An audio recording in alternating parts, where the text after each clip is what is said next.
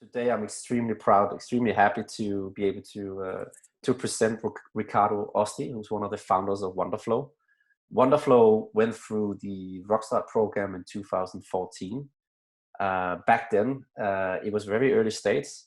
They didn't have any customers coming into the program, and they were actually looking for that product market fit that you need in order to scale up your business.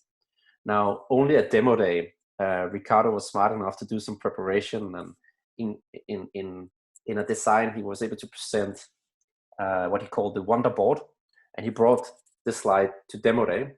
So we have a booth at demo day after you present where people can come and talk to you. And as Riccardo is, he's very good engaging people in conversations, which you will find in just a second. And he was able to reach out to some people from Philips who actually looked at this graphic that he made that wasn't the real product yet and say, okay, this is really something that we would want to buy. And I don't know how many months after, but Riccardo can talk about that. He actually onboarded Philips as one of his clients, and I believe today the biggest client. So that's the kind of sort of sales engagement mindset that you need to have in order to engage new customers or customers at all. So going from Rockstart in 2014 to today, Riccardo have managed to build a successful B2B company. Yeah, I'm just happy to be able to introduce him. And Riccardo, you should take it from here. I will share my screen. Thank you for the introduction, Ron. Today I will try to tell my recipe. Is there a good recipe to go through what's happening now? So first, I would like to start with what's happening and what will happen in the future, and what we can influence, what we can do to influence what's happening in the future. So what's happening now? I mean, we all know about the COVID-19 and everything else, so it's pointless that I'm not gonna deep dive on that, also because I'm not a scientist, not a doctor. But for sure, what we all realize is that there is a lot of uncertainty. So generally, uncertainty is the worst situation for B2B sales. Because people in general, I think everyone, also ourselves, we are careful to buy, and especially we're careful to buy things that we haven't purchased before. And I know many people that were considering to buy a house, for example, and now they decided to wait and see what happens. And more or less the same thing is in the mindset of the buyers of our B2B product, but also B2C, I would say. One thing is uncertainty, and one other thing which is also connected to uncertainty is that we have no clear idea of when this situation will be over. Probably is when a vaccination will come out. Okay, but when it is coming out, we don't know. So uncertainty, it is a problem, and it is even more a problem when you don't know when uncertainty will end or what's happening after. So what is the most important thing that we can really do during uncertainty, during these times? In my opinion, is to keep focus. What does it mean to keep focus? For me, it means not being influenced by what happens outside. So the problem is that if we pay attention to what happens outside, we have the risk of getting caught into emotions. And normally when we have an emotional response, we never make very good and bright decisions.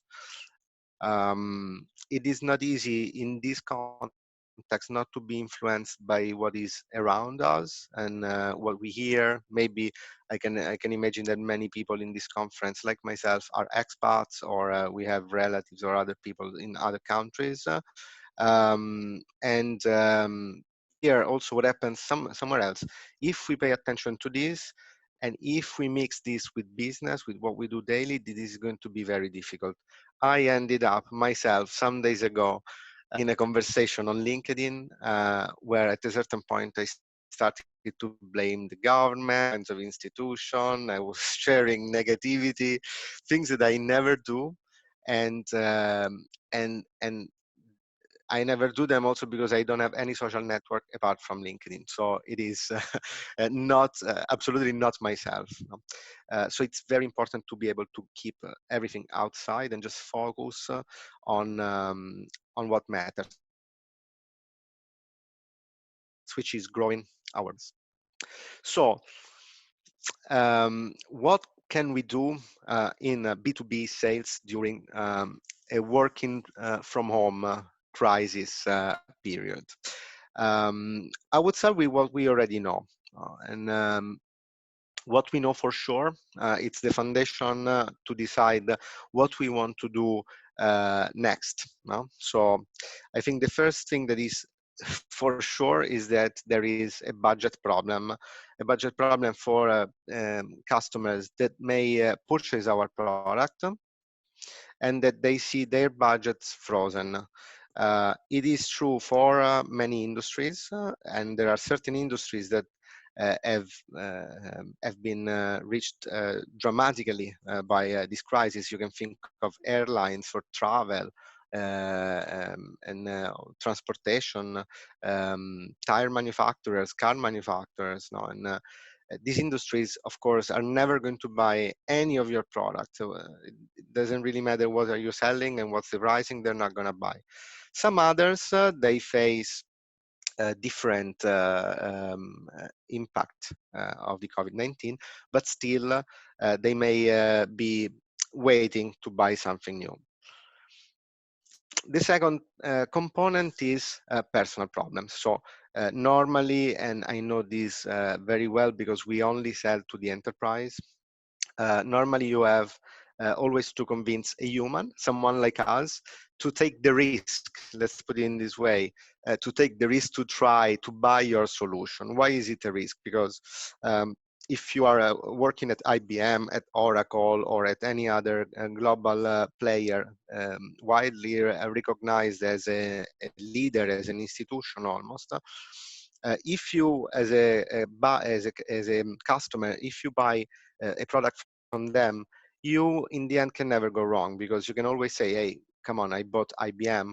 No? So you buy something that is known to be reliable and well established. If you decide to buy something from a scale up, from a startup, or even from just a company that is not that glamorous, then you are making an investment as an individual, because you're betting on that solution. In this moment where many people have already lost or will lose their job, people are less, let's say, are more reluctant to take risks, even more than normal, because if they take a risk, they feel, maybe it's not going to be the reason, but they feel that if that bet goes wrong, they also risk to lose their job more than what they already do. So that's already two components that, in my opinion, are quite important. That mostly affects larger deals. So if you're selling a product that has a very low price point, if you're selling a full SaaS solution that costs 50 euros a month, this is not going to be a big problem, because you probably have never met your customers in person in any case. But if you're selling, like, for example, in our case, quite expensive solutions, then this is a blocker, or it's for sure a problem. And it's a problem also for VC investments, which in terms of size are comparable to the real enterprise sales. No? And in fact, if you put yourself in the feet of venture capitals, you for sure you wouldn't see yourself investing millions in a founder that you have never met in person. That is just not going to happen, and it's extremely unlikely. It is possible to continue existing discussions and to bring forward deals that were already in the pipeline with people that probably you already met in person in the past. It is going to be very difficult to start new collaborations from zero, so with people that you have never met before. Fourth point, considering that all offline channels are not working, online channels are clearly overloaded. This means that our message will be more let's say we'll have more competition. Our emails will have more competition to be opened, um, and um, and it's going to be more challenging to stand out from the crowd. No, also. Um, I mean, in the end, the only real channels that we can use today are for direct relationship, direct communication, are email and social networks, maybe LinkedIn. Um, and obviously also the phone. In most cases, it's either unavailable because you would not be able to call the office number, but also it sometimes feels awkward to call someone on a mobile phone during these times because you never really know what's happening on the other side. So after I shared with you all this positivity, I will tell you now what is the what we can do, in my opinion, to change it or to do the best that we can do in this situation. Um, the very number one thing is to lower the entry point to your solution. Um, we said that budgets are frozen or reduced, and people are more hesitant. If you can make your product more standardized, if you can remove all the non-essential features and you can make it cheaper uh, to start the collaboration, not forever, but just to start, this would be extremely helpful. What you see here on the screen, it's a comparison on average enterprise solutions versus the entry starting point of SaaS. It is 10 to 20 times more expensive.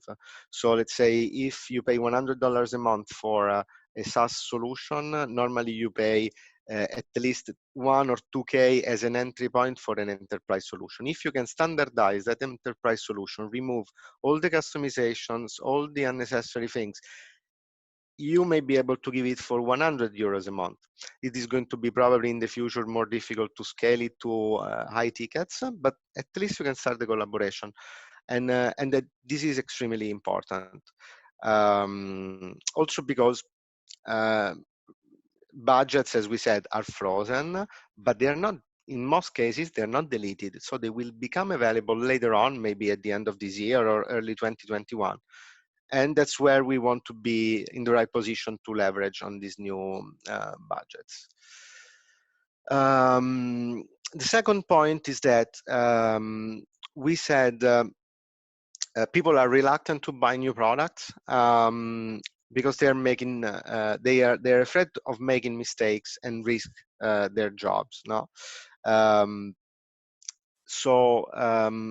what we need to do is to give them more elements to make sure that they can reduce this fear and give us a chance. No, what you see here on this page are some of the things that we normally do at Wonderflow. You see on the top there are case studies, white papers. Then we have a blog, then we have a YouTube channel, then we have other media, podcasts, and everything. So if you can really can create a lot of content to make sure that you show that you are the thought leader of an industry, even if you do not have the brand that would be required to remove all this fear from their shoulders, but at least you're bridging a bit this gap between something that is quite fearless and something that is instead trustworthy. Um, right after this, I would mention something else that we also do extensively, which is here I called it put your face on your product. No, I think it's an amazing thing that you can do, especially if you are an entrepreneur or if you work in a startup company. What you see here is just a screenshot of our YouTube channel. Only in 2019, we created more than 100 videos. in which we most of the time it's myself, but in which we try to really explain what we believe and give advice and share our knowledge. Um, and with videos, so there is always my face or someone else's face in there, and this really helps to shorten the distance between between us and the ones that we want to reach out to. No, if someone has seen your face on YouTube or on another video platform for a long time, even if you have never met in person, you kind of have that sensation that you already know each other, and this is helping a lot. um, at the same time, we also see that videos, which can also be interviews, for example, interviews with experts of your industry or other entrepreneurs or investors, you can decide, as long as you appear with your brand on a video, this would really help. And it's also a very good moment for videos, because all video platforms or all social networks are preferring video content over everything else. It's clear that it's more engaging, is nothing new. Google ranks pages with videos approximately 80% better than pages without videos, also because videos are normally hosted on YouTube, which is of Google. So that, in my opinion, this is extremely important. That you don't need to be good, you just need to be there, appear, and be sincerely interested to share what you want to share. That is, in my opinion, very important, and it takes a lot of time to make the videos, to record them, to do the post-production, and to get subscribers. For this reason, please, guys, after this, all go to subscribe to our channel on YouTube. You search for my name, and you will find it.